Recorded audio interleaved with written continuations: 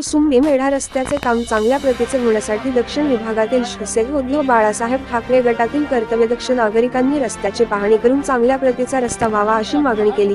चांगल्या प्रतीचा रस्ता झाला नाही तर काम बंद ठेवून रास्ता रोको आंदोलन केले जाईल असा इशारा दिला।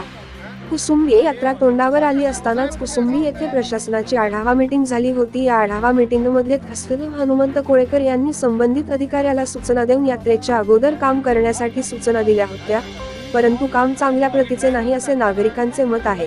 या कामाची पाहणी करण्यासाठी कुसुंबी गावचे लोकनियुक्त सरपंच मारुती चिकणे, उपसरपंच निवृत्ती मोरे, पोलीस पाटील एकनाथ सुतार, शिवसेनेचे शाखा प्रमुख नामदेव चिकणे, संतोष चव्हाण तसेच दक्षिण विभागातील सर्व पदाधिकारी कार्यकर्ते मोठ्या संख्येने उपस्थित राहून कामाची पाहणी केली। काम चांगल्या प्रतीचे होण्यासाठी सूचना केल्या।